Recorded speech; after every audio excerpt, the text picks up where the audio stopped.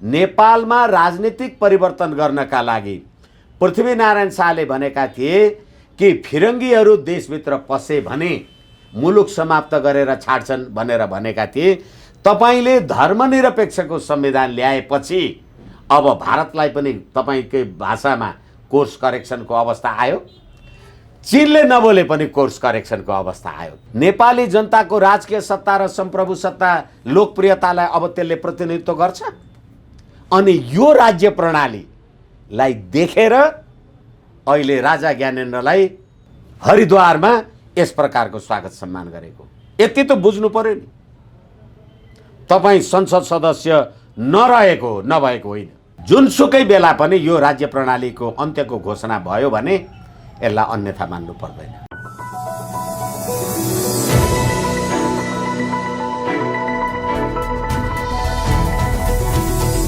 हिमाल online TV बदलिदो नेपालको राजनीतिक घटनाक्रमको विषयमा कुराकानी गर्नका लागि वरिष्ठ अधिवक्ता विष्णु भट्टराई हुनुहुन्छ। भट्टराईजी स्वागत छ यहाँलाई। हजुर धन्यवाद, नमस्कार। पौष 5 गते संसद भङ्ग भइसकेपछि यहाँ लगायत थुप्रै मानिसहरूले नेपालमा गणतन्त्र टिक्दैन, भारतले कोर्स करेक्सन गर्न चाहिरहेको छ र गणतन्त्रको अन्तिम प्रधानमन्त्री भनेकै केपी शर्मा ओली हो भनेर भन्दै आइरहेका छन् र भन्दै आइरहनु भएको छ। नेपालको आजको परिस्थिति हेर्दा झन्डै मिल्दोजुल्दो जस्तो देखिन्छ। पूर्व राजा ज्ञानेन्द्र शाहलाई भारतको हरिद्वारमा महाराज धिराजकै रूपमा स्वागत पनि गरिरहेको अवस्था छ। यो पछिल्लो घटनाक्रमलाई कसरी लिन सकिन्छ? अब समय आएको सङ्केत हो अथवा के हो?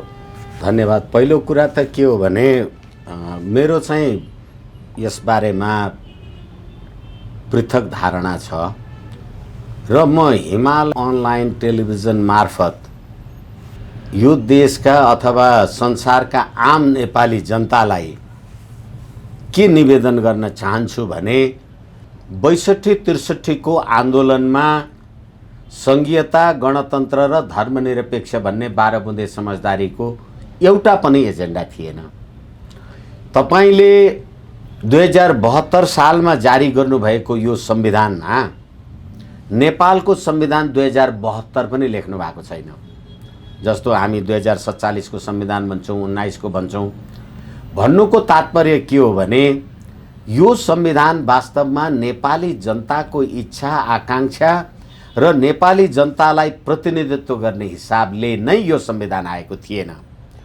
तपाईले अहिले भर्खरै गर्नुभएको प्रश्नलाई सम्मानका साथ सम्बोधन गर्ने प्रयोजनको निमित्त प्रतिनिधि सभा पुनर्स्थापित भइसकेको लगभग 2-2.5 महिना अब हुन लागिसक्यो। अहिलेसम्म प्रतिनिधि सभाले मुलुक, जनता, सरकार, राज्य व्यवस्था, देश विदेश, राष्ट्रिय अन्तर्राष्ट्रिय क्षेत्रमा कुनै एक खालको एउटा मात्रै पनि कुनै निकास दिन सकेन। मैले सम्मानित इजलास समक्ष बहस गर्दा भनेको थिएँ र म अहिले पनि भन्न सक्छु, यो संविधानको धारा 274, यो संविधानको धारा 274 ले के भनेको छ भने संविधानको धारा 4 ले भन्यो नेपाल एक संघीय लोकतान्त्रिक गणतन्त्रात्मक धर्मनिरपेक्ष मुलुक हुन्छ भनेर लेख्यो। तर 274 ले के लेख्यो भने प्रदीपजी फेरि पनि स्मरणको लागि म अलिकति जोड दिएर भनिराखेको छु। यो संविधानको संशोधनको बारेमा व्यवस्था गर्दाखेरि 274 मा नेपाल, नेपाली जनताको एकता, राष्ट्रिय एकता, अखण्डता, सम्प्रभुता, सद्भाव भन्दा बाहेक यो संविधानको जुनसुकै पनि यो संविधानको व्यवस्था संशोधन हुन सक्छ भनेपछि संघीय लोकतान्त्रिक गणतन्त्रात्मक धर्मनिरपेक्ष राज्य व्यवस्था संस्थागतै भएको छैन। खोइ गणतन्त्र संस्थागत भयो? तपाईले गणतन्त्रको विरुद्धमा बोल्न पाउँदैनस् अथवा जसरी 47 सालको संविधानमा संवैधानिक राज संस्था र हिन्दू राष्ट्रको बाहेक अरूमा यो संविधान संशोधन हुन सक्छ भनेको थियो। अहिलेको यो संविधानले गणतन्त्र, संघीयता, धर्मनिरपेक्ष र जस्ता विषयहरू असंशोधनीय, अकाट्य होइनन् भन्यो। र फेरि म भनौँ तपाईँ संविधानमा लेख्नुहोस् कि नलेख्नुहोस्, नेपाली जनताको राजकीय सत्ता र संप्रभु सत्ताको प्रयोग गरेरै पटक पटक नेपालमा आन्दोलन भए, संसारमा पनि आन्दोलन हुने, त्यही देशका जनताले आन्दोलनद्वारा परिवर्तन गर्ने हुन्। त्यसकारणले नेपाली जनताको राजकीय सत्ता र संप्रभु सत्तालाई प्रयोग गर्दाखेरि अथवा त्यो हेर्दाखेरि जुन संविधानको धारा 2 मा लेखा छ भने अब नेपाली जनतालाई तिमी गणतन्त्रवादी नै हुनुपर्छ भन्ने को? तपाईँले भनेर म गणतन्त्रवादी हुने? र फेरि गणतन्त्रमा बसेका पात्र, प्रवृत्ति र प्रणाली राजा महेन्द्रको पालीदेखि पञ्चायतमा बसेर प्रधान पञ्च भएका मान्छेहरू नै अहिलेसम्म पनि राज्य सत्ताको, चाहे त्यो बहुदलीय व्यवस्था आओस्, निर्दलीय व्यवस्था आओस्, लोकतन्त्र आओस्, गणतन्त्र आओस्, तिनै मान्छे छन्। नेतृत्वको परिवर्तन, नीतिको परिवर्तन, व्यक्ति र व्यक्तित्वको परिवर्तन त छैन। हिजो राजा महेन्द्रले बहुदलीय व्यवस्था नेपालको लागि अफाप सिद्ध छ भन्दाखेरि दीपावली गर्ने यिनै नेपाली जनता होइन? अनि त्यही पञ्चायतमा प्रधान पञ्च लगायतका राष्ट्रिय पञ्चायतका सदस्यहरू भएर बसेका मान्छेहरू तिनीहरू नै गणतन्त्रका हामी बाहकौँ भन्ने होइनन्। तर मेरो प्रश्न अनि एकैछिन मैले त्यो प्रश्नलाई सम्बोधन गर्नका लागि यति लामो पृष्ठभूमि किन उठाइराखेका छु भने यो अहिलेको राज्य प्रणाली नेपाली जनताको हित र आकांक्षा अनुसार चाहिँ होइन रहेछ। तर के हो भनेदेखि अब अहिले जुन हरिद्वारमा राजाको जे हैसियत आदि इत्यादि भन्ने कुरा तपाईँले उठाउनु भयो, मैले धेरैचोटि भनेको छु र म तपाईँलाई पनि फेरि अहिले भन्दैछु, राजा पूर्व राजा हुँदैन। यदि श्री 5 ज्ञानेन्द्र पूर्व राजा हो भने वर्तमान राजा को हो मलाई देखाउनुहोस् त। होइन भनेदेखि जसरी अहिले वर्तमान प्रधानमन्त्री केपी शर्मा ओली हुनुहुन्छ, पूर्व प्रधानमन्त्री शेरबहादुर देउवा हुनुहुन्छ नि, पुष्पकमल दाहालजी हुनुहुन्छ। यसै कारणले अहिले श्री 5 महाराज धिराज ज्ञानेन्द्र वीर विक्रम शाहदेव भनेको गद्दीहीन राजा मात्रै हो, यो पूर्व राजा होइन। र फेरि अब भारतमा त यत्रो कुरा भयो, कोनी के भयो भनेर एक थरी मान्छेहरू धेरै उत्साहित हुन्छन्, भारतले कोर्स करेक्सन गर्न चाहेको भन्छन्। मलाई यसमा पीडा छ के नेपालको राज संस्था भारतले राख्दिने हो? भारतले राज संस्था सम्मान गर्न पाइयो, तपाईलाई सम्मान आदर मर्यादा, भोलि राजा ज्ञानेन्द्र चाहिँ फेरि राजगद्दीमै फिर्ता हुने हो भने पनि देश विदेश सारा संसारले आदर सम्मान, कूटनीतिक मर्यादा, त्यसको इज्जत मान प्रतिष्ठा त हुनै पर्यो, त्यसमा विवाद छैन। तर के हो भनेदेखि तपाईँ नेपालको राजा हुनका लागि, नेपालीको राजा हुनको लागि, पृथ्वीनारायण शाहका आर्य संस्कृतिको वंशज हिन्दू धर्मावलम्बी गद्दीनसीन श्री 5 महाराज धिराज हुनका लागि त नेपाली जनताको बल र तागतमा हुनु पर्यो। र त्यसैले नेपाली जनताको वाञ्छनीयता, राज संस्था, संवैधानिक राज संस्थाको वाञ्छनीयताका लागि हिजो 62-63 को आन्दोलन लगायतका कुराहरूमा जसरी नेपाली जनताहरू आए होला र त्यसको आज 15 वर्ष पुग्दा नपुग्दा तिनै जनताहरू गणतन्त्रबाट वाक्क भएका छन्। आजै पनि हेर्नुहोस्, हिजै पनि हेर्नुहोस्, अहिले पनि राष्ट्रपतिले तकमा बाँड्दाखेरि लिपुलेक, लिम्पियाधुरा र कालापानीको नक्सा नभएको त्यो नक्सा सहितको लोगो चाहिँ बाँडियो। संसदमा यो हल्ला भइरहेको छ अथवा छलफल चलेको छ। प्रदीपजी, म तपाईँलाई जिम्मेवारीका साथ भन्छु, यो संविधानको धारा 9 को अनुसूची 3 मा त्यतिखेर जुन नेपालको नक्सा, अनुसूची आदि इत्यादि जे बनाइएको थियो, त्यो संशोधनको प्रस्ताव आउँदा मैले सार्वजनिक रूपमा भनेको छु, यो संविधानको धारा 5 ले के भन्छ भने नेपालको प्रादेशिक क्षेत्र भन्छ, नेपाल भन्छ, नेपालको भौगोलिक सीमाको कुरा गर्छ। त्यसले के भन्छ भने यो संविधान लागू हुँदाका बखतको क्षेत्र नेपालको भौगोलिक क्षेत्र हो भन्छ। यो संविधान लागू हुँदाका बखत त तपाईले लिपुलेक, लिम्पियाधुरा र कालापानी त राख्नु भएको रहेन रहेछ नि, भने तपाईले राष्ट्रवादी संविधान बनाउनु भएको रहेछ कि राष्ट्रघाती संविधान बनाउनु भएको रहेछ? अहिले त लिपुलेक, लिम्पियाधुरा र कालापानी त राजतन्त्रले हटाएको कुरा हामीले गणतन्त्रमा लिएर आयौँ भनेर भन्नुभयो नि।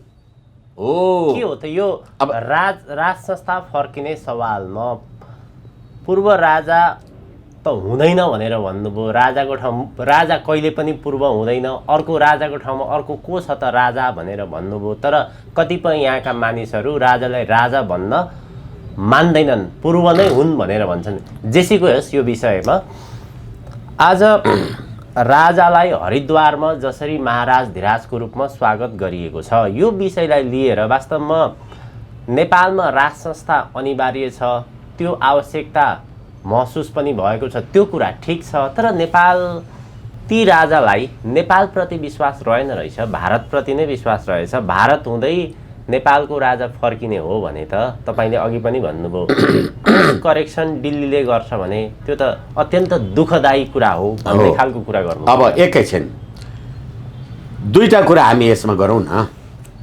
दिल्लीले कोर्स करेक्सन गर्छ भनेर जे एक थरी साथीहरू भन्नुहुन्छ, यदि दिल्लीले कोर्स करेक्सन गरेको हो भन्ने कुरा भन्ने हो भने त नेपालमा भएको 62-63 को आन्दोलनको परिवर्तन पनि विदेशी शक्तिबाट भएको रहेछ भन्ने कुरा मान्नु पर्यो नि। त्यो विदेशी शक्तिबाट परिवर्तन भएको हो भन्ने हो भने 90% नेपाली जनताको सहमतिमा संविधान सभामा बसेर हामीले संविधान बनायौँ भनेर जो मत हाल्ने नेपाली जनता हुन् तिनीहरूलाई के हुन्छ? यसै कारणले अहिले तपाईँले बार भनिराख्नु भएको छ र धेरै आम सञ्चारमा श्री 5 महाराज धिराजकै रूपमा हिन्दू सम्राटकै रूपमा राजालाई हरिद्वारमा सम्मान गरियो भनेर राजाको हैसियतको बारेमा जे कुरा गरेका छ, तपाईँले सम्राट भन्नुभयो। मेरो साम्राज्य चाहिँ खोइ त? मेरो साम्राज्य नभइकन म सम्राट भएँ? मेरो साम्राज्य हो भने त नेपाल हो नि। यसै कारणले गर्दाखेरि अहिले भारतले श्री 5 महाराज धिराज भन्यो भन्दा भारतको एउटा धार्मिक संस्थाले भन्यो कि भारतको राजकीय सत्ता र सम्प्रभु सत्ताका जिम्मेवार मान्छेहरूले भन्यो? त्यसरी हेर्नु पर्यो। यसकारणले गर्दाखेरि त्यसो त तपाईँले कुनै एउटा मठाधीश पीठाधीशलाई पनि 106 महाराज स्वामी प्रपन्नाचार्य अथवा स्वामी फलनाता भनेर हामी भन्छौँ नि, तर त्यो महाराजको राज्य चाहिँ खोइ? यसै कारणले गर्दाखेरि हामी धार्मिक कुरालाई राजनीतिक कुरासँग जोडेका छौँ फेरि पनि। तर नेपालको हिन्दू राष्ट्रको प्रश्नमा राज संस्था र हिन्दू राष्ट्रलाई अलग गर्न सकिँदैन।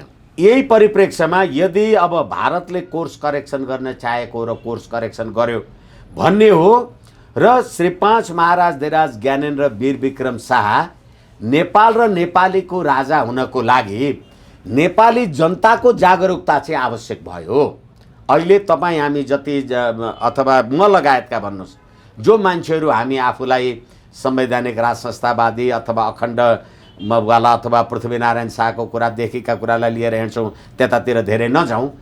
त्यो शक्तिको एउटा कन्सोलिडेट इफोर्ट अथवा एकत्रित शक्ति सडकमा आउनुपर्ने वाञ्छनीयता यो परिस्थितिले लिएर आयो। किनभने अघि हामीले कुरा गरिसक्यौँ, अहिलेको राज्य व्यवस्थाले प्रतिनिधि सभा पुनर्स्थापना गरिदिएपछि एउटा प्रधानमन्त्रीको पनि परिवर्तन गर्न सकेन, एउटा कुनै भ्रष्टाचारीलाई कारबाही पनि गर्न। यो विषयमा त आउँछु म। त्योभन्दा अगाडि पूर्व राजा शाहको भारत भ्रमणलाई त्यहाँ जसरी उहाँलाई अतिथिको रूपमा स्वागत सत्कार गरिएको छ, यसलाई कस्तो प्रकारको रूपमा लिन सकिन्छ? सङ्केतको रूपमा लिन सकिन्छ कि सकिँदैन? त्यसैले तपाईँले भन्नुभएको कुरा आफ्नो ठाउँमा अत्यन्त सामयिक प्रासङ्गिक कुरा छ। तपाईँ सङ्केतको रूपमा लिन त सक्नुहुन्छ, तर के भने मलाई घाउ लागेको छ भने तपाईँले औषधि खाएर भएन, मलाई चोट लागेको छ भने मैले औषधि खानु पर्यो। त्यसैले मैले तपाईँलाई भने अहिले भारतको हरिद्वारमा हाम्रो नेपालको गद्दीहीन राजालाई जुन प्रकारको सम्मान आदि इत्यादि जे गरिएको छ, हेलिकप्टरबाट पुष्पवृष्टि गरिएको सम्म छ, त्यो अब फेरि अघि मैले भने एउटा धार्मिक संस्थाले उहाँलाई श्री 5 को रूपबाट बोलायो भनेपछि त्यो हेलिकप्टर त भारतीय सेनाको छ नि, होइन? त्यसैले गर्दा सरकारको पनि समर्थन हो कि होइन त? राज्यको समर्थन हो कि होइन त? तर समर्थन त्यो राज्यको भए पनि हामी आफै नेपाली जनताले नेपालमा राज संस्थाको गद्दीहीन राजालाई राजगद्दीमा पुनर्स्थापित गर्नका लागि हाम्रो आफ्नो क्रियाशीलता, नेपालभित्रको क्रियाशीलता वाञ्छनीय छ। होइन भनेदेखि त अरूले ल्याइदिएर अरूले गरिदिएको कुरामा। र फेरि अझै अर्को कुरा त के हो भने, धेरैचोटि हामीले कुरा गरेका छौँ, नेपालमा जब तिब्बतबाट भागेर आएका तिब्बतियन खम्पा विद्रोह जे आदि इत्यादि जे भएको थियो तिब्बतको विरुद्ध, चीनको विरुद्ध, त्यतिखेर नेपालको राज संस्थाले चीन विरुद्धको गतिविधि गर्न दिएन।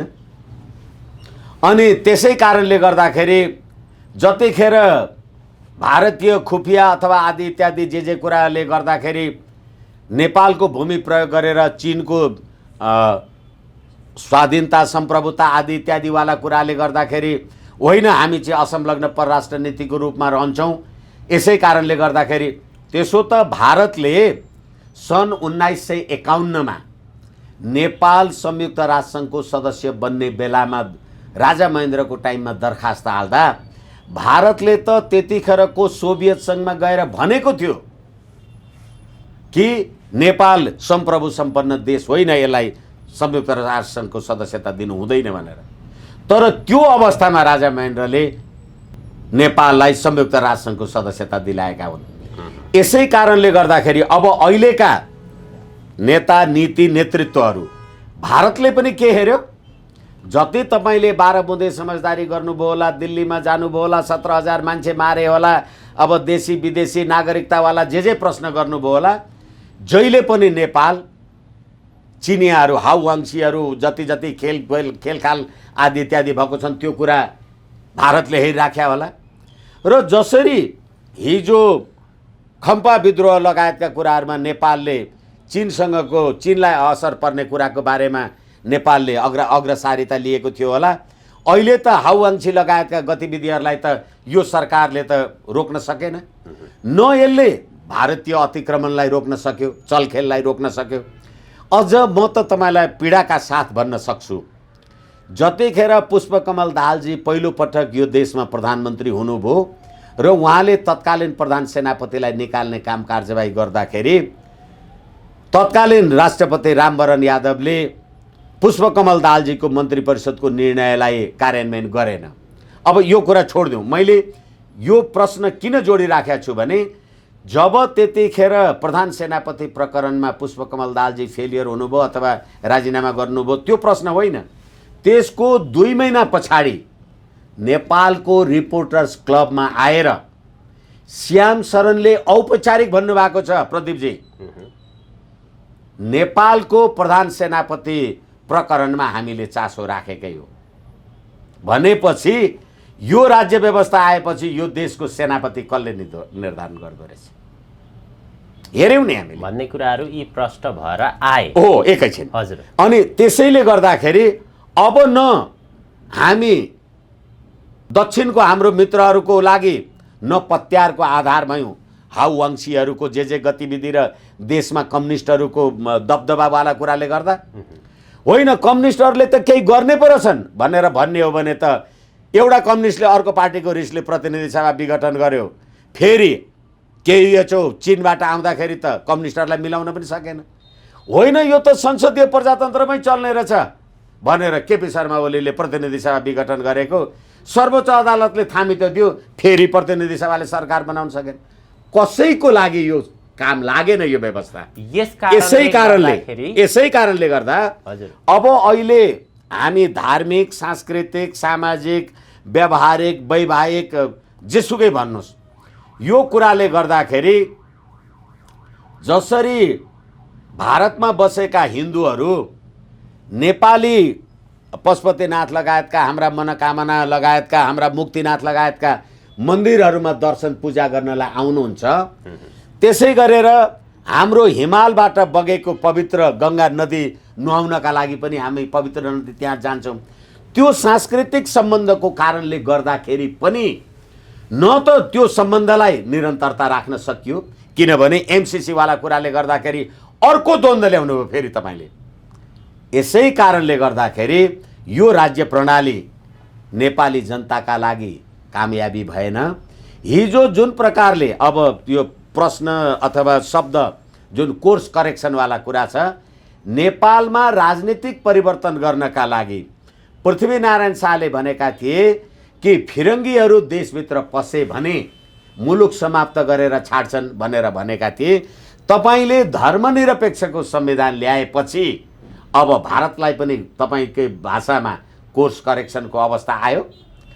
चीनले नबोले पनि कोर्स करेक्सनको अवस्था आयो, किनभने अब यहाँ फिरङ्गीहरूको यति दबदबा भयो जसले गर्दाखेरि राष्ट्र, राष्ट्रियता, राष्ट्रिय एकता, अखण्डता, अब एमसिसी वाला कुराहरूले गर्दाखेरि हाम्रो स्वाधीनताकै पनि प्रश्न आयो भनेपछि अब राजा राष्ट्रिय एकताको प्रतीक हुने रहेछ, अखण्डताको पनि प्रतीक हुने रहेछ। संसारका 116वटा 122 भन्छन् होइन 116वटा राष्ट्रले शान्ति क्षेत्रको प्रस्ताव त संसारले मान्या हो नि। आज भगवान बुद्ध शान्तिका अग्रदूत जो नेपालमा पैदा भएका हुन् र साँच्ची भन्ने हो भने त नेपालको राज संस्था तत्कालीन राजा वीरेन्द्रको राज्याभिषेकको प्रस्ताव थियो। फेरि कहीँ मन्दिरमा घन्टी बजाएको होइन, राज्याभिषेकको राजनीतिक कार्यक्रममा है। मैले पोलिटिकल स्याङ्सनको कुरा, सबरेन्टीको कुरा गरिराखेको छु। गर्दाखेरि संसारका 116वटा राष्ट्रले शान्ति क्षेत्र माने भने त नेपालको राज संस्था त अर्को बुद्ध रहेछ नि त। अब त्यो कुरा आज प्रमाणित भयो। अर्को कुरा फेरि कसरी प्रमाणित भयो यो कोर्स करेक्सनको भने केपी शर्मा ओलीजी र प्रचण्डको दुईजनाको व्यक्तिगत झगडाले मुलुक यो तबाहीमा त पुग्यो।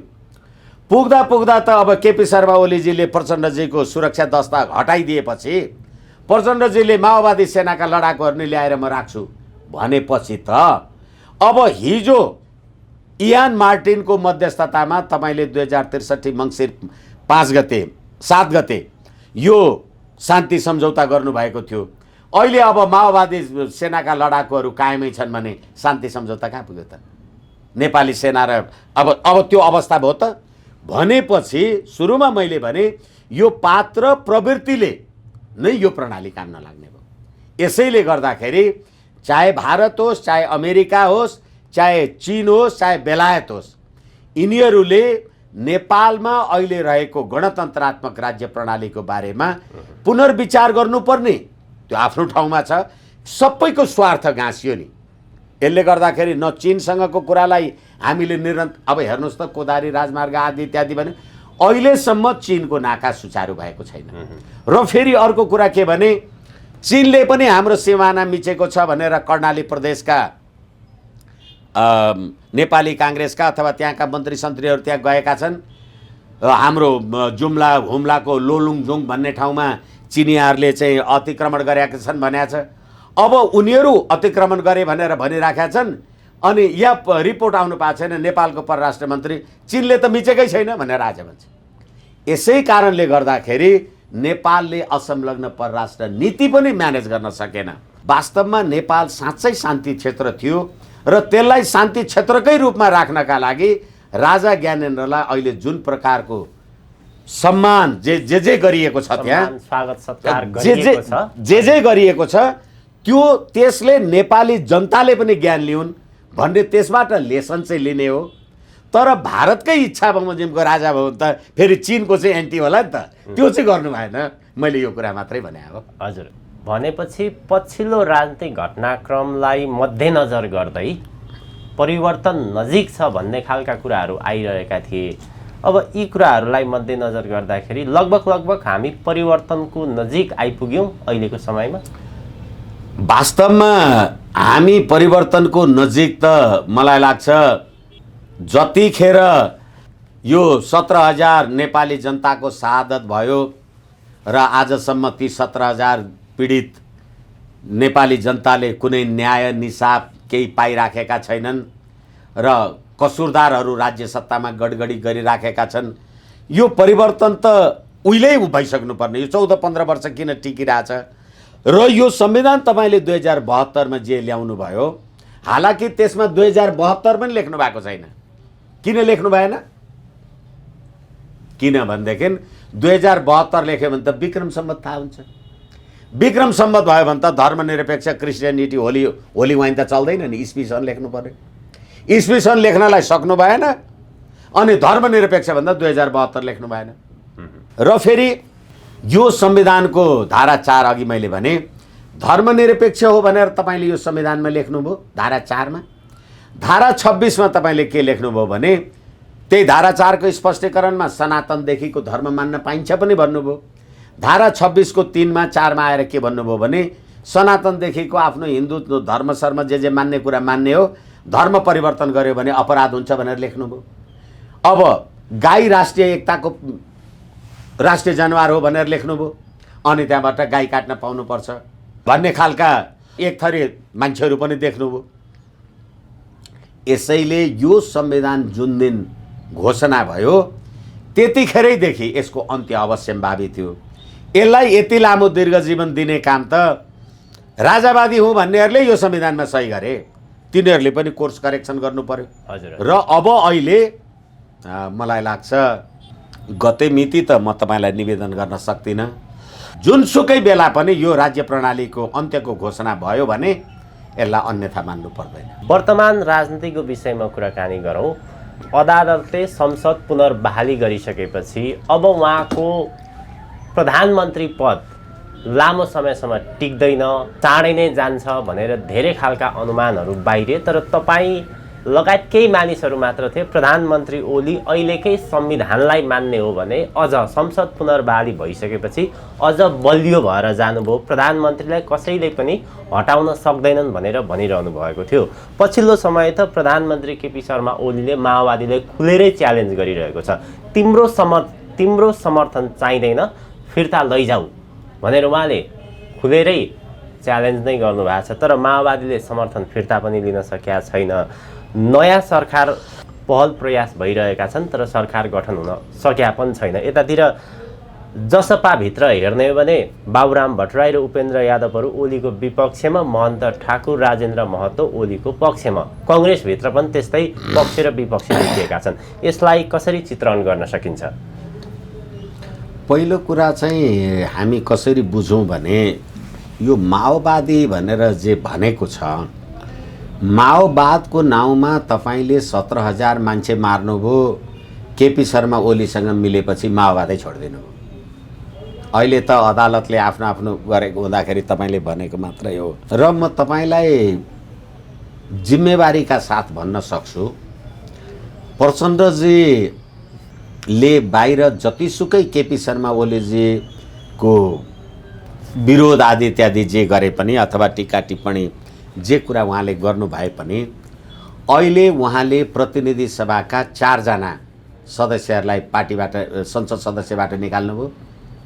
अब वैकल्पिक सरकार बन्नका लागि नेपाली काङ्ग्रेस, माओवादी र मधेसवादी तीनैवटा शक्ति नमिली अहिले कायम रहेको जम्मा संसद सदस्य सङ्ख्या 266 को आदि 133 पुग्दैन। अनि तपाईँ सरकार परिवर्तन गर्छु भन्नुहुन्छ र आफ्ना प्रतिनिधि सभाका सदस्यहरूलाई संसद सदस्यबाट हटाउनुहुन्छ भने तपाईँले सरकारलाई बलियो बनाउनु हो कि कमजोर बनाउनु हो? एउटा कुरा। र तपाईँले निर्वाचनमा पाएको प्रतिनिधि सभाको सिट भनेको त 53 हो। 53 मा 4 जनालाई कार्यवाही गर्नुभयो, तपाईँ 49 मा पुग्नुभयो। अब नेपाली काङ्ग्रेस एक्लैले अविश्वासको प्रस्ताव राख्ने र नराख्ने भन्दा पनि धेरैचोटि हामीले कुरा गरेका छौँ, यो सत्ताधारी दलको कम्युनिस्ट पार्टीको झगडा मात्रै हो। यो सर्वोच्चमा उजुर गर्न त नेपाली काङ्ग्रेस पनि गएन, यो जसपा राजपाहरू पनि गएनन्।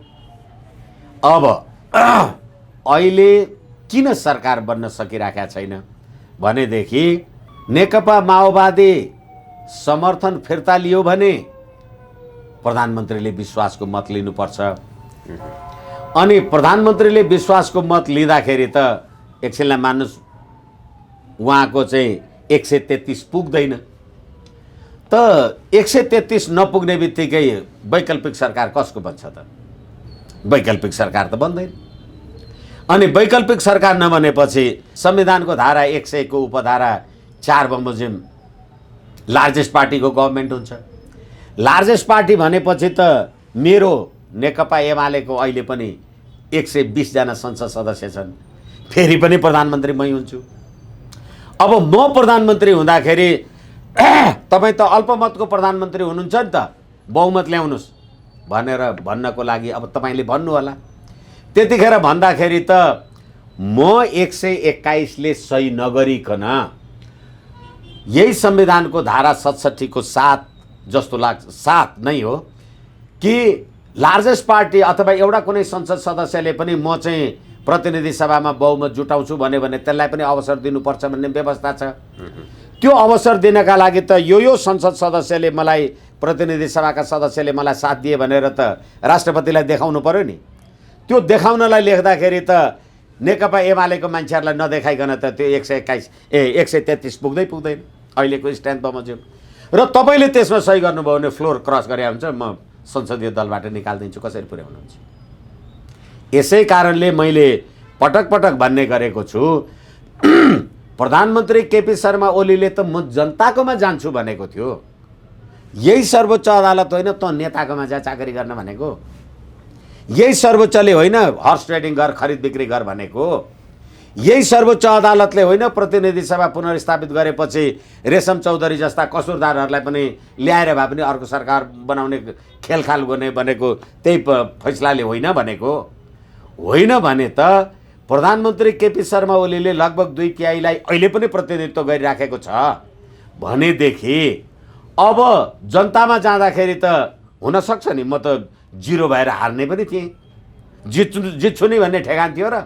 तर म कमजोर भइसकेको प्रधानमन्त्रीलाई बलियो बनाउने काम त सर्वोच्च अदालतको यो फैसलाले गरे हो नि।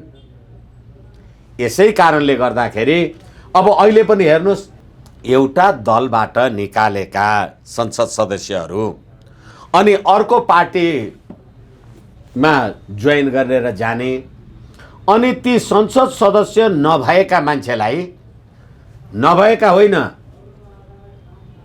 प्रदीपजी, म अब हामी वकिल मान्छेहरू अलि कुरा त्यस्तै हुन्छ। संविधानको धारा 78 म तपाईँलाई एकचोटि निवेदन गर्नै पर्ने हुन्छ अहिले।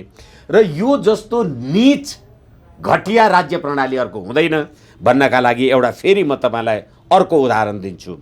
जस्तो कि यो संविधानको धारा 78, यो 78 ले के भन्छ भने प्रतिनिधि सभामा बहुमत प्राप्त आदि इत्यादि मन्त्रीहरू संविधानको धारा 76 को 9 ले राष्ट्रपतिले प्रतिनिधि सभाका सदस्यहरू 25 जनालाई समावेशी रूपमा प्रधानमन्त्रीको सिफारिसमा नियुक्ति गर्छ भन्छ। र 78 ले के भन्छ भने सङ्घीय संसदको सदस्य नभएको मान्छे पनि मन्त्री हुन सक्छ 6 महिनाको लागि भनेर यसले व्यवस्था गर्छ। तर के भन्छ भने सङ्घीय संसदको सदस्य नभएको व्यक्ति मन्त्री हुने, धारा 76 को उपधारा 9 मा जुनसुकै कुरा लेखिएको भए तापनि राष्ट्रपतिले प्रधानमन्त्रीको सिफारिसमा सङ्घीय संसदको सदस्य नभएको, म निवेदन गर्दैछु नभएको भन्दैछु है, म संसदको सदस्य नभएको कुनै व्यक्तिलाई मन्त्री पदमा नियुक्त गर्न सक्नेछ। अहिले पुष्पकमल दाहालजीको पार्टीले निकालेका लेखराज भट्टजी लगायतका 4 जना मन्त्रीहरूलाई, 4 जना संसद सदस्य नभएका मान्छेहरूलाई प्रधानमन्त्रीजीले के भनेर नियुक्ति गर्नुभयो, के भनेर सिफारिस गर्नुभयो? संसद सदस्य नभएको व्यक्ति भनेर गर्नुभयो। लेखराज भट्टजीहरू, प्रभु शाहहरू प्रतिनिधि सभाको सदस्य नभएको होइन, प्रतिनिधि सभाको सदस्य नरहेको तपाईँ हुनुहुन्थ्यो, अहिले मैले निकालिदिएँ।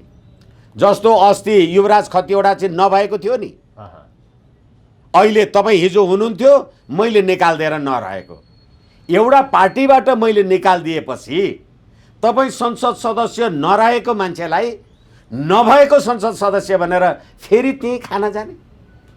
त्यो कुरा राष्ट्रपतिले सोध्नु पर्दैन, विचार गर्नु पर्दैन?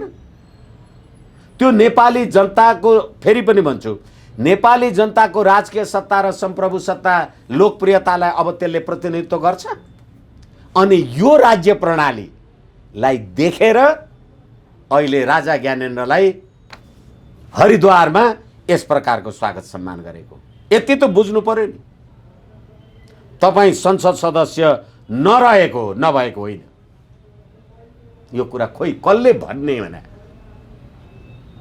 यसै कारणले गर्दाखेरि अब राजनीतिक गतिविधि आदि इत्यादि वैकल्पिक सरकार बन्ने नबन्ने जुन राज्य प्रणालीले म पुष्पकमल अथवा शेरबहादुर केपी शर्मा ओलीजी कसैलाई केही भन्दिनँ, किनभने तपाईँले प्रणाली जे बनाउनु भयो त्यो प्रणाली अन्तर्गत गएको न हो। यो गणतन्त्रको संविधान त ठुलो उत्कृष्ट बनायौँ भने उत्कृष्ट संविधान त राजावादीले पनि भन्थे। अहिले उत्कृष्टको हाल देख्नुभयो, एउटा वैकल्पिक सरकार बनेन। उत्कृष्टको हाल देख्नुभयो, अपराधी मान्छेहरूलाई लिएर आउनुपर्ने अवस्था भयो। उत्कृष्टको हाल देख्नुभयो, संसद पदबाट मैले निकालिदिएको मान्छे तपाईँले बोकेर मन्त्री बनाउनु भयो भने यो संविधानको धज्जी, यो भन्दा नालायक राज्य प्रणालीहरू के हुन सक्छ। त्यसैले संवैधानिक राज संस्था, हिन्दू राष्ट्रको कुरा, अखण्ड नेपालको कुरा हामीले पटक पटक उठाइराखेको र अहिले भन्नुस् न, प्रतिनिधि सभामा 275 जना संसद सदस्य र 550 प्रदेश सभाका सदस्य। अब तिनीहरूका अरू प्रदेश प्रमुखहरू हुने कोनी के हुने त्यो त छोडिदिनुस्। यिनीहरूले कति मुलुक लुटेका छन् र अहिले एउटा वैकल्पिक सरकारसम्म बन्दैन। अनि नेपाली जनता कहाँ छन्? मैले त धेरैचोटि तपाईँहरूसँग कुरा गरिराखेको छु भने यो राज्य प्रणाली कसको रहेछ त? तपाईँको रहेन रहेछ, मेरो रहेन रहेछ र यो संविधानको धज्जी उडेन भने यो राज्य व्यवस्था नडलेर अर्को के ढल्छ त? त्यसैले परिवर्तन अवश्यम्भावी र निकट छ। यही गते मिति त अब त्यो ज्योतिषीले जो खाना हेरेको भइरहेको छैन, मैले भन्ने कुरा होइन। तर यो पात्र, प्रवृत्ति र प्रणाली यो तीनैवटा असफल भएको, यो भन्दा ठुलो घिन लाग्दो, लाज लाग्दो राज्य व्यवस्थाहरूको हुनै सक्दैन। हस्, अत्यन्त धेरै आभारी छु यहाँको महत्त्वपूर्ण समय र विचारको लागि। हस्, धन्यवाद।